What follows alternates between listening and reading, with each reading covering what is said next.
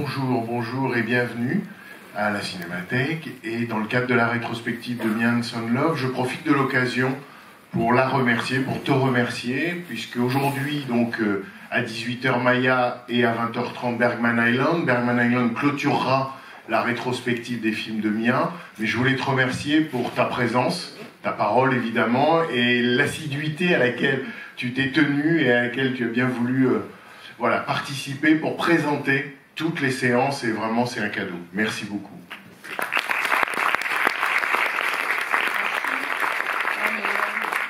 Merci à vous d'être là et merci aussi évidemment à la Cinémathèque d'avoir invité mes films.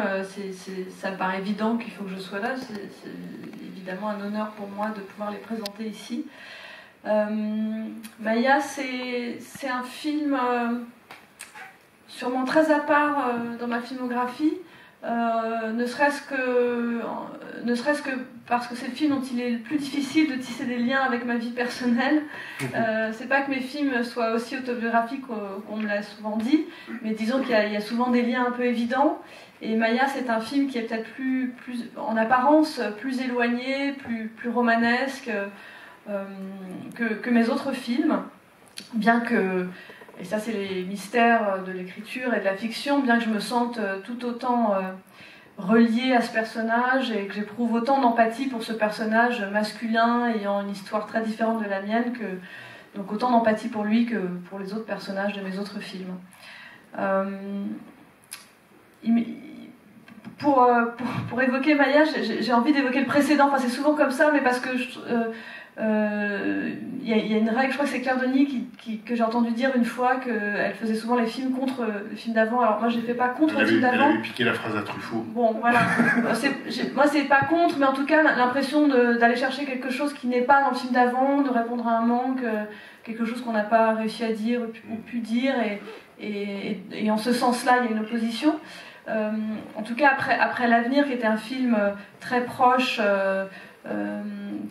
en termes de territoire, de milieu social, voilà, aussi au sens biographique pour le coup très, très proche de moi, et qui était, l'avenir c'était mon 5e film. J'en suis arrivée à un moment où j'ai vraiment ressenti le besoin d'aller vers l'inconnu, quoi. C'est-à-dire que de prendre le risque de filmer un territoire qui m'était moins familier. Il se trouvait que j'avais quand même des attaches avec l'Inde où j'avais été beaucoup, que c'était et Goa en particulier, c'était un territoire que je ne prétendrais pas que je le connaisse bien, mais en tout cas j'avais été souvent suffisamment pour ne pas me sentir complètement une étrangère en y filmant.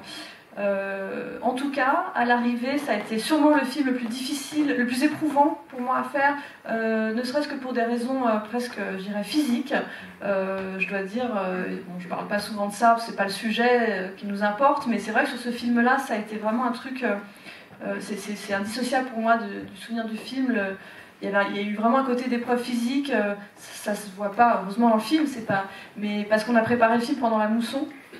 Ça c'était pas prévu comme ça, et puis pour des raisons de financement qui ont été décalées, on s'est retrouvé vraiment à faire toute la préparation du film pendant la mousson, et donc avec des températures vraiment extrêmes et en plus des trompes d'eau, et un moment où en fait tout était fermé, quoi, notamment à Goa, et j'ai souvenir d'arriver le premier jour de tournage en étant un peu à bout. Enfin, on s'est tous retrouvés 2-3 fois dans les hôpitaux de Goa. Enfin voilà, au final, ça n'a pas, je crois pas que ça ait eu le moindre impact sur ce qu'est le film, mais disons que ça reste pour moi un peu quelque chose de l'ordre de l'épreuve physique, le souvenir de ce film.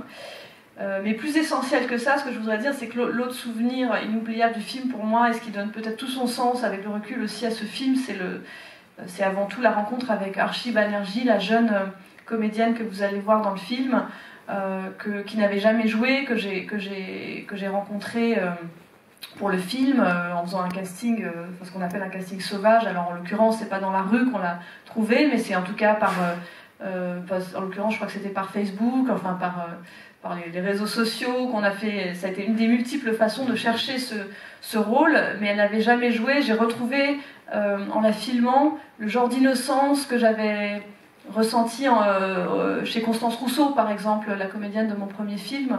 Et j'aurais jamais rencontré Archie si je n'avais fait ce film, et ça reste voilà, une chose cette rencontre est quelque chose d'inoubliable. On est toujours liés aujourd'hui. Je trouve cette fille merveilleuse et elle a d'ailleurs beaucoup influencé l'écriture du personnage. Enfin, en tout cas, elle m'a aidé à me rapprocher d'une vérité de sa vie. Le film ne ressemble pas à sa vie, mais son personnage, la façon dont elle s'habille, la façon dont elle parle, certaines de ses répliques, enfin, on les a revues ensemble, quoi. Et elle porte tous les vêtements qu'elle porte, et ça raconte quelque chose de qui elle est, évidemment.